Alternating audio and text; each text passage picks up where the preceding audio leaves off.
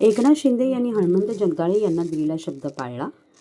गत निवडणुकीत आम्ही राष्ट्रवादी काँग्रेसच्या चिन्हावर निवडून आलो होतो. लोकमान्य नगर आणि शास्त्रीनगरचा विकास करण्याचे वचन तत्कालीन मुख्यमंत्री व विद्यमान उपमुख्यमंत्री एकनाथ शिंदे यांनी दिले होते. म्हणून आम्ही चारही नगरसेवकांनी शिवसेनेत पक्षप्रवेश केला होता. आज आमच्या चारही उमेदवारांना शिवसेनेने उमेदवारी जाहीर करून एकनाथ शिंदे हे एकवचनी असल्याची कृतज्ञता ज्येष्ठ नेते हणमंत जगदाळे यांनी व्यक्त केली.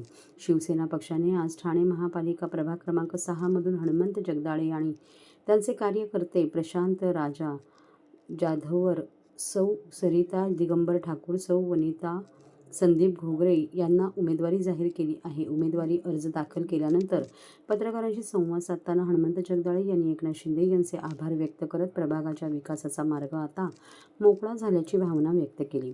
अनेक वर्ष विरोधी पक्षात काम करत असताना सत्तेअभावी प्रभागाचा विकास खुंटत असल्याची भावना निर्माण झाली होती.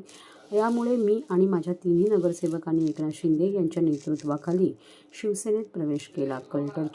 क्लस्टरच्या माध्यमातून लोकमान्य नगर आणि शास्त्रीनगर रहिवाशांना हक्काचे आणि प्रशस्त घर देण्याचे माझे स्वप्न आहे.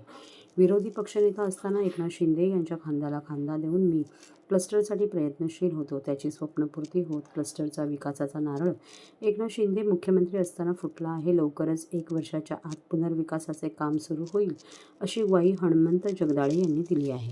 शिवसेनेमध्ये प्रवेश करण्याचं एकमेव जाहीर कारण होतं ते म्हणजे लोकमान्य शास्त्रीनगरचा विकास करण्यासंबंधी ठोस पावलं उचलण्याची व ठोस अशी मदत करण्याची भूमिका सन्माननीय उपमुख्यमंत्री एकनाथराव शिंदे साहेबांनी जाहीर केली होती.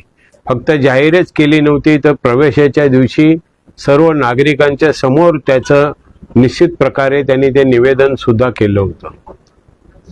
आणि त्यांच्या बाबतीत एक निश्चित बोललं जातं, दिलेला शब्द पाळणारा नेता, गोरगरिबांचा निश्चित प्रकारे नेता, लाडक्या बहिणींचा भाऊ, लाडक्या भावांचा भाऊ, अशा प्रकारच्या अनेक उपाध्यांनी गेल्या 2.5 वर्षामध्ये मुख्यमंत्री आणि तदनंतर मुख्यमंत्री, एक झपाटलेला माणूस, अशा प्रकारचं नेतृत्व निश्चित प्रकारे आपल्यामध्ये आहे.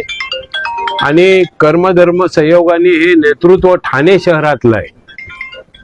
आणि खरं पाहिलं तर ठाणे शहराला मुख्यमंत्र्यासारखा मान मिळतोय हे बघून आम्हाला सुद्धा कधी आम्ही भविष्यामध्ये 1973 सालापासून हे सगळं बघतोय, पण ठाणे शहराला मुख्यमंत्रीपद मिळेल अशा प्रकारचं स्वप्नात सुद्धा कधी पाहिलेलं नव्हतं.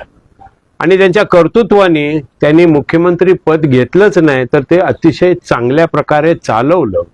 आणि मुख्यमंत्री पद हे सामान्य नागरिकांसाठी असतं हे दाखवून दिलेलं आहे. कायदा